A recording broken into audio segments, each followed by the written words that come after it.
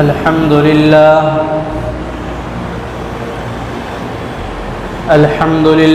नहमदुहु व नस्तईनुहु व नस्तगफिरुहु व नु'मिनु बिही व नतवक्कलु अलैहि व नऊज़ु बिल्लाहि मिन शुरूरि अनफुसिना व मिन सय्यिआति अअमालिना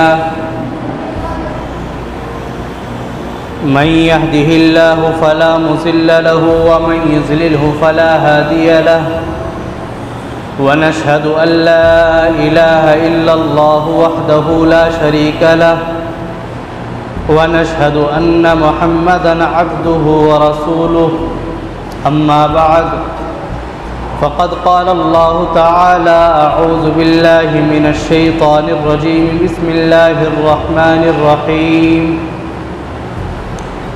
या अय्युहल्लज़ीना आमनू इन्नमल ख़म्रु वल मैसिरु वल अंसाबु वल अज़लामु रिज्सुम मिन अमलिश शैतान फ़ज्तनिबूहु लअल्लकुम तुफ़्लिहून इन्नमा युरीदुश शैतानु अन युक़िअ बैनकुमुल अदावत वल बग़ज़ाअ फ़िल ख़म्रि वल मैसिर व यसुद्दकुम अन ज़िक्रिल्लाहि व अनिस सलाह फ़हल अंतुम मुंतहून वातिउल्लाह वातिउर रसूल वहज़रू फ़इन तवल्लैतुम फ़अलमू अन्नमा अला रसूलिनल बलागुल मुबीन सदक़ल्लाहुल अज़ीम। तशरीफ़ फरमा मेरे मुअज़्ज़ज़ बुज़ुर्गों और अज़ीज़ नौजवानों, अल्लाह रब्बुल इज़्ज़त ने कायनात के अंदर बसने वाले इस इंसान को बहुत सी नेमतों से नवाजा है। उन नेमतों में एक नेमत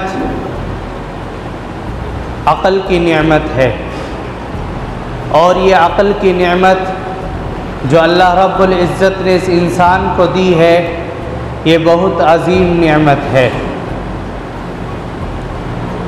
वरना ये इंसान ताकत के एतबार से कमज़ोर है, इसके हाथों के अंदर इतनी ताकत नहीं है कि ये पूरी दुनिया को अपने कब्ज़े में कर सके, लेकिन अल्लाह ने इस इंसान को एक अक़ल सलीम दी है कि इंसान अपनी इस अक़ल के ज़रिए कमज़ोर होने के बावजूद, लाग़िर और ज़ईफ़ होने के बावजूद इस पूरी दुनिया को अपने ताबिअ किए हुए है।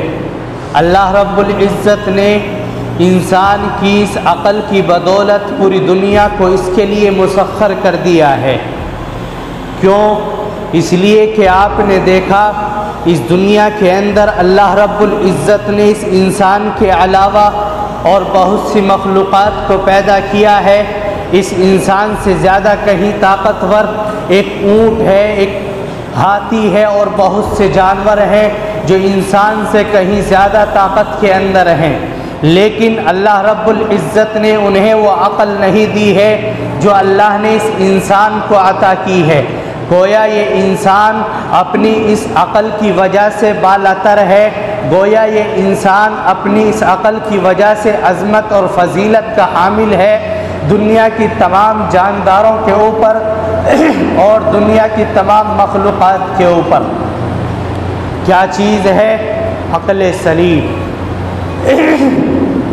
लेकिन जब यही अक़ल सलीम इंसान की माऊफ़ हो जाए, जब इंसान के अंदर से ये अक़ल सलीम ख़त्म हो जाए, जब इंसान अपनी इस अक़ल को खो बैठे, तो उसे ये तक महसूस नहीं रहता कि तू कौन है, तुझे पैदा करने वाली ज़ात कौन है, तेरे सामने कौन है और तू किससे मुखातब है।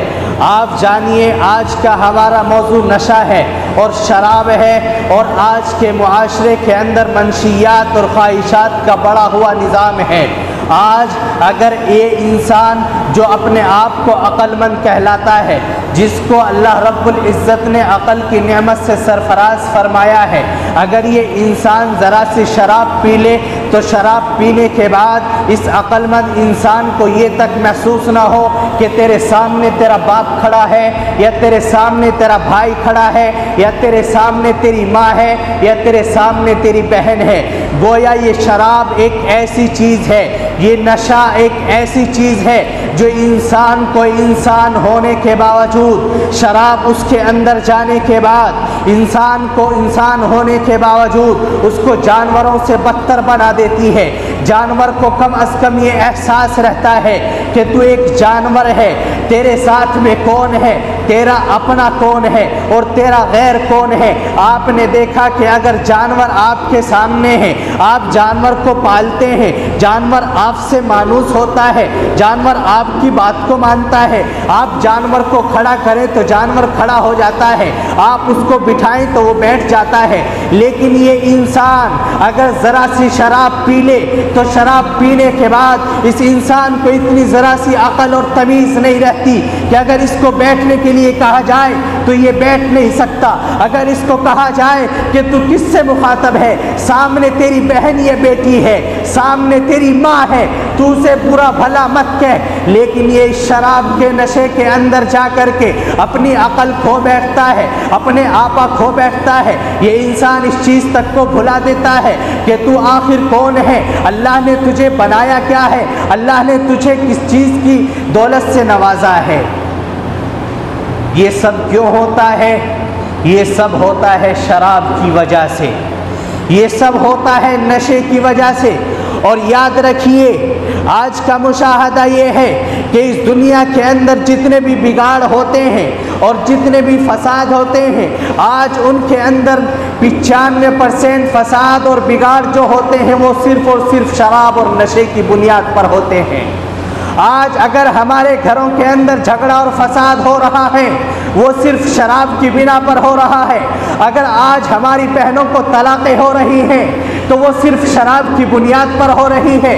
आज हमारा बेटा, आज हमारा जवान, आज हमारा भाई शराब को इस तरीके पर अपनाए हुए है, गोया वो एक ऐसी चीज़ पी रहा है, ऐसी ताकत की चीज़ को वो नोश कर रहा है कि उसके अंदर ताकत पैदा हो रही है और उसको इस तरीके से बहलाया और फुसलाया जा रहा है कि अगर आप शराब पिएंगे, अगर आप देसी शराब पिएंगे या आप फुला किस्म की शराब पिएंगे तो आपके जिस्म के अंदर ताकत पैदा होगी, आपके जिस्म के अंदर एक तरह की कुव्वत पैदा होगी। याद रखिए, वो चीज़ जिसको अल्लाह रब्बुल इज़्ज़त ने हराम करार दिया हो, वो चीज़ जिसको अल्लाह रब्बुल इज़्ज़त ने नाजायज़ करार दिया हो, वो चीज़ इंसान को कभी फ़ायदा दे नहीं सकती, वो चीज़ इंसान को कभी ताकत और कुव्वत दे नहीं सकती।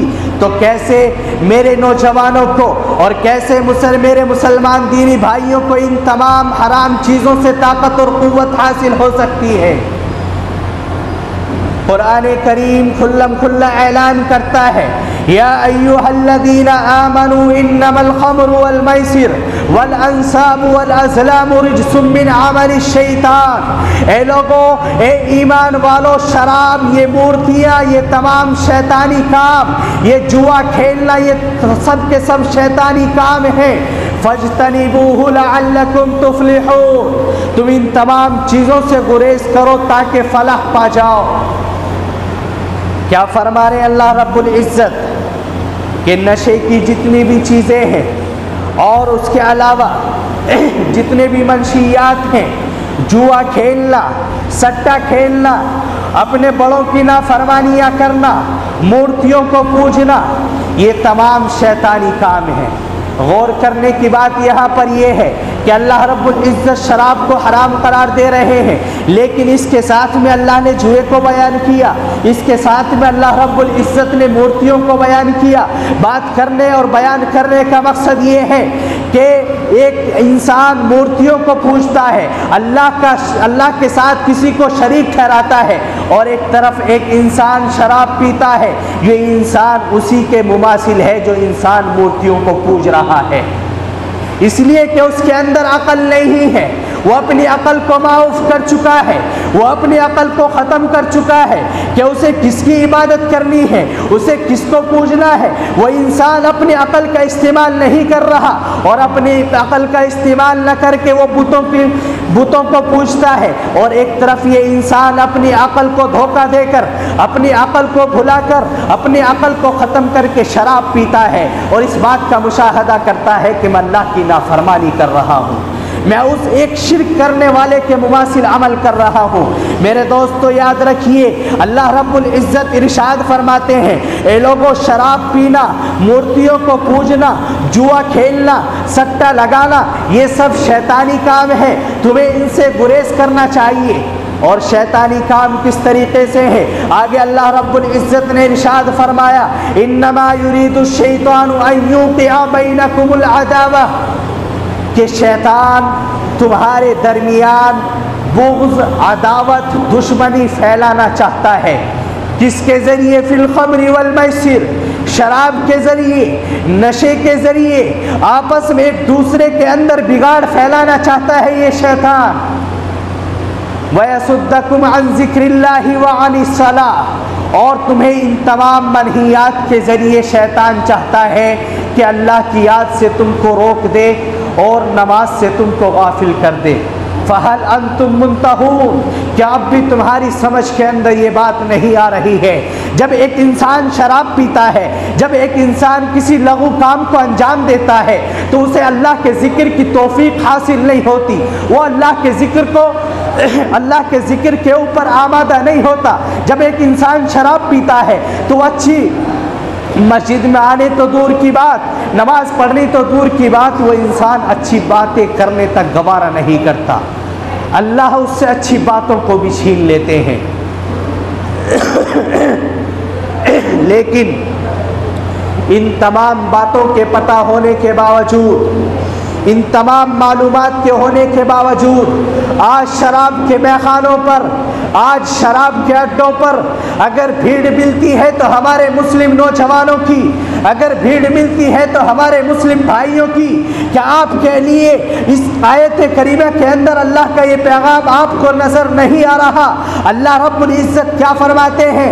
ए लोगों, फ़हल अंतुम मुंतहून, जब ये तमाम शैतानी काम है, शराब पीना हराम है, जुआ खेलना हराम है, सट्टा लगाना हराम और नाजायज़ है, फिर क्यों तुम लोग इस चीज़ के ऊपर आमादा हो? सुनिए अहादीस के अंदर इसकी कितनी सख्त वईदें आई हैं।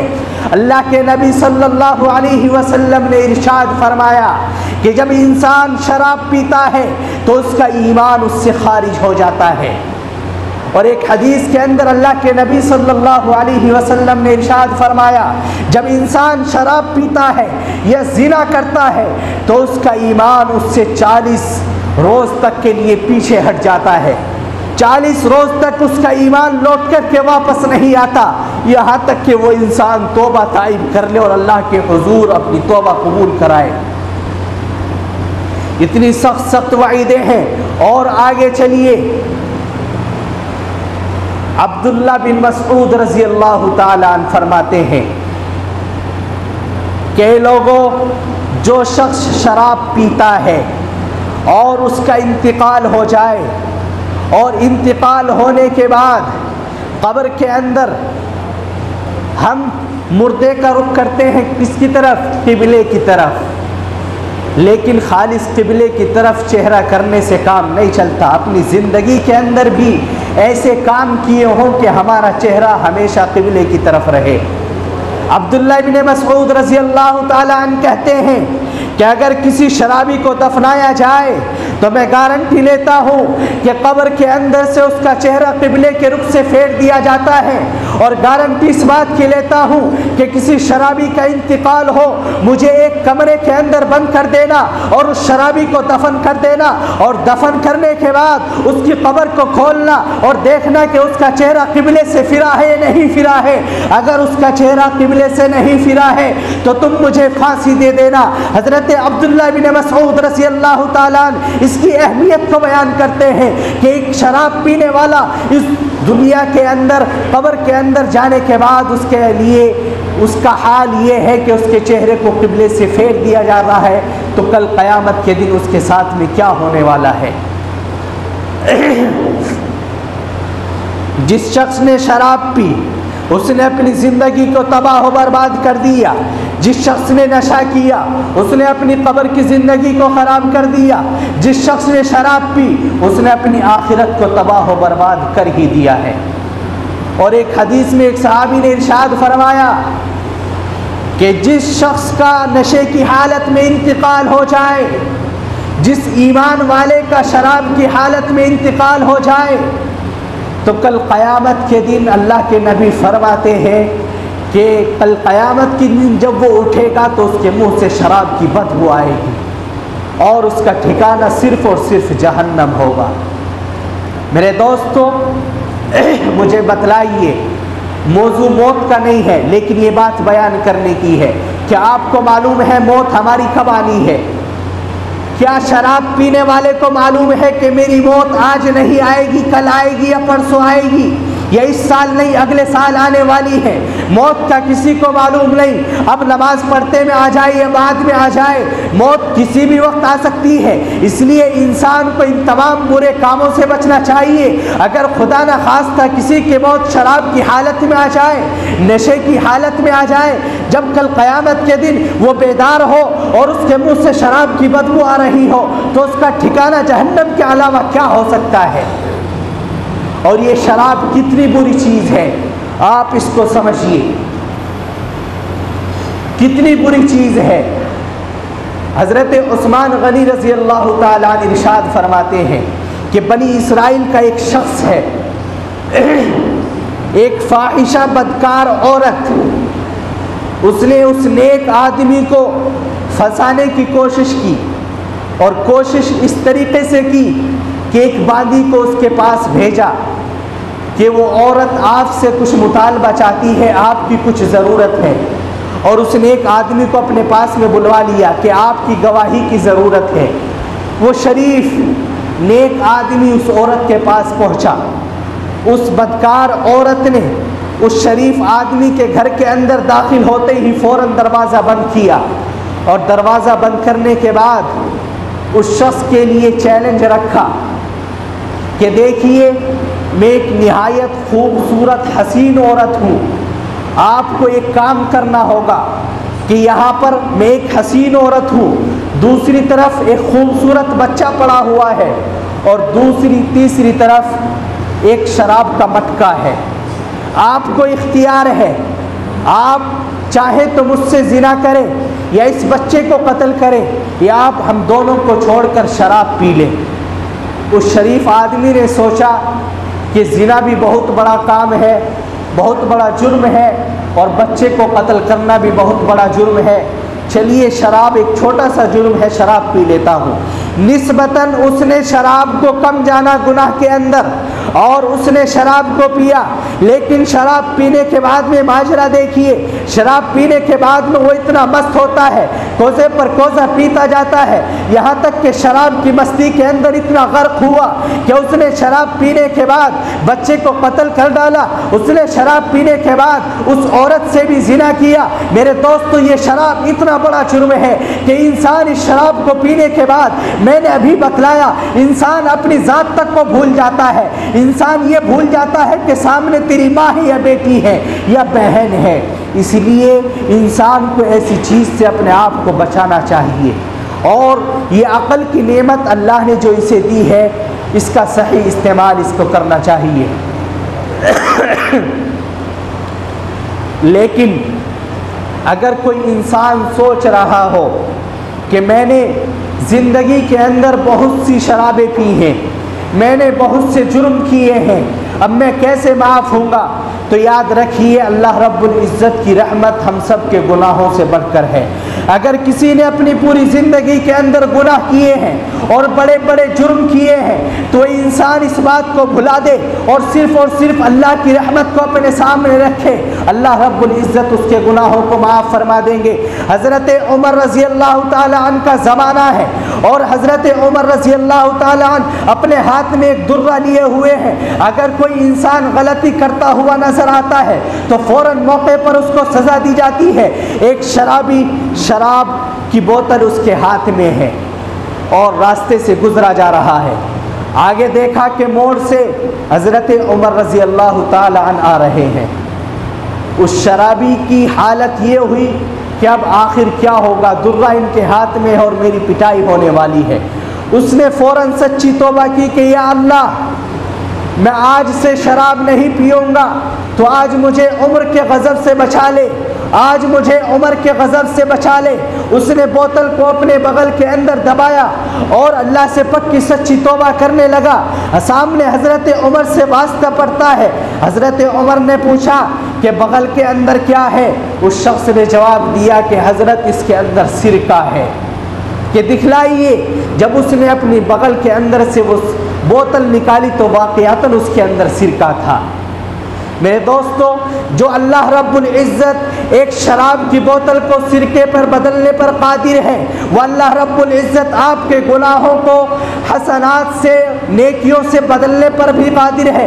कुरान करीम ऐलान करता है, इन्नल हसनात युज़हिबुन सय्यिआत, कि आपसे कितने भी गुनाह हो जाए, आपने कितने भी जुर्म किए हो, लेकिन शर्त ये है कि आप नेकियों की उम्मीद रखें, आप अल्लाह से अपने गुनाहों की माफ़ी चाहते रहे, आप अल्लाह के सामने तौबा ताइब करते रहे, आप अल्लाह के सामने गिड़गिड़ाते रहे, तो अल्लाह रब्बुल इज़्ज़त आपके तमाम गुनाहों को माफ़ फरमा देंगे और आपके उन गुनाहों के बदले अल्लाह रब्बुल इज़्ज़त आपके शुमार नेक कामों के अंदर और नेक लोगों के अंदर फरमा